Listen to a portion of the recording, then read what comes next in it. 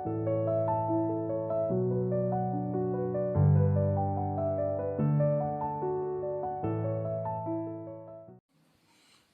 बच्चों, उम्मीद है आप सब स्वस्थ होंगे, अपना ध्यान रख रहे होंगे। आज हम कक्षा 12 की आव्यूह की प्रश्नावली 3.3 करने जा रहे हैं, जो कि बहुत ही सरल और आसान है। तो आइए प्रारंभ करते हैं। तो बच्चों, जो आज की प्रश्नावली है आव्यूह का परिवर्त, ट्रांसपोज ऑफ मैट्रिक्स।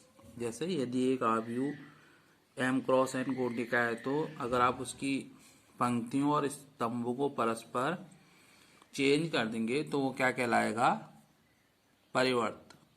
तो जैसे देखिए, इसे ए डैश या ए टी से निरूपित करते हैं। ए डैश या टी का मतलब ट्रांसपोज, इससे निरूपित करते हैं। तो देखिए क्या हो जाएगा, जैसे ए हमारा जो आव्यूह है, इसमें देखिए 2 पंक्तियां और 3 कॉलम है। तो आप ये इस पंक्ति को क्या बना देंगे? कॉलम, और इस पंक्ति को भी कॉलम।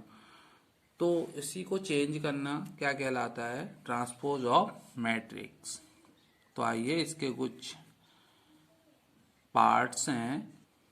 तो देखिए इसके कुछ गुणधर्म हैं, जैसे सममित आव्यूह।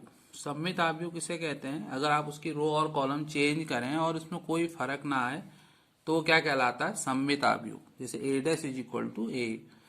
सिमेट्रिक मैट्रिक्स बोलते हैं इसको। जैसे ए इज इक्वल टू 3 -11 -11 4। आप इसका ए डैश निकालिए तो यही प्राप्त हो जाएगा आपको। तो ये क्या कहलाएगा? A is equal to A dash. तो ये आपका सममित आव्यूह हो जाएगा। उसके बाद है आपका विषम सममित आव्यूह। तो ये इसमें क्या हो जाता है कि A dash is equal to minus A आपको प्राप्त होता है। क्या होता है? A dash is equal to minus A. तो देखिए जैसे ए बराबर है आपका, अगर आप इसका ट्रांसपोज निकालेंगे तो A dash is equal to minus A आपको प्राप्त हो जाएगा। इसे आप करके देखेंगे। आइए अब हम प्रश्नावली प्रारंभ करते हैं। तो देखिए प्रश्नावली 3.3 का पहला क्वेश्चन है। इसमें से आपको प्रत्येक का परिवर्त ज्ञात करना है। जैसे कि पहला प्रश्न है आपका a इज इक्वल टू, ले लीजिए इसको 5 1/2 और -1। तो आप देखिए इसका परिवर्त निकालेंगे तो क्या हो जाएगा? a dash is equal to, ये कॉलम है तो रो में चेंज हो जाएगा। ये आपका ट्रांसपोज ऑफ मैट्रिक्स हो गया इसका। और जो इसका सेकंड पार्ट है 1 -1 2 और 3। अब आप इसका ट्रांसपोज निकालिए।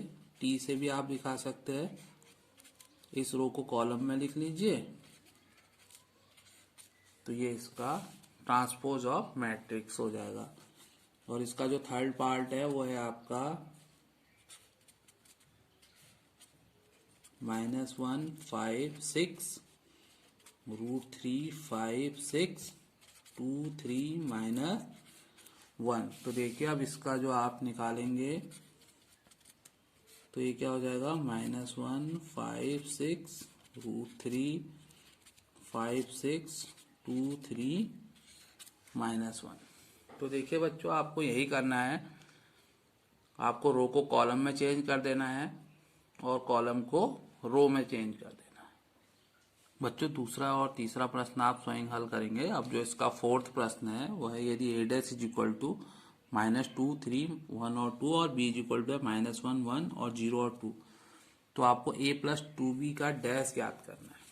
तो देखिए सबसे पहले आपको क्या दिया गया है? a डैश दिया गया है। -2 3 1 और 2। अब पहले इससे a निकाल लीजिए।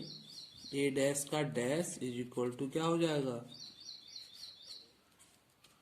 -2 3 1 और 2। तो देखिए बच्चों, अगर आप डैश का भी डैश निकालते हैं तो आपको वही प्राप्त हो जाता है। तो ये क्या हो जाएगा आपका? a। ये आप याद रखेंगे, a डैश का डैश क्या होता है? a। अब आप a प्लस 2b निकाल लीजिए। पहले a क्या है आपका?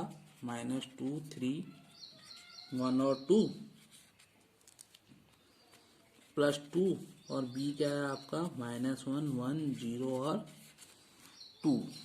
तो देखिए -2 3 1 और 2, इस 2 को अंदर मल्टीप्लाई कर दीजिए, -2 2 0 और 4, तो ये कितना आ जाएगा आपका -2 और -2 -4, 1 + 0 1, 3 और 2 5, 4 और 2 6, ये आ गया। तो बच्चों अब आप इसका डैश निकाल लीजिए, a + 2b का डैश, यानी कि रो को कॉलम में बदल दीजिए, ये आपका आंसर हो गया। तो बच्चों उम्मीद है आपको ये प्रश्नावली समझ में आई होगी। आप ध्यानपूर्वक इसके आगे के प्रश्न करेंगे और जहां तक आप कर पाएंगे कीजिएगा, फिर मैं कल इसके आगे के और प्रश्न डालूंगा। तो आप इसे ध्यानपूर्वक सीखें और समझने का प्रयास करें। धन्यवाद।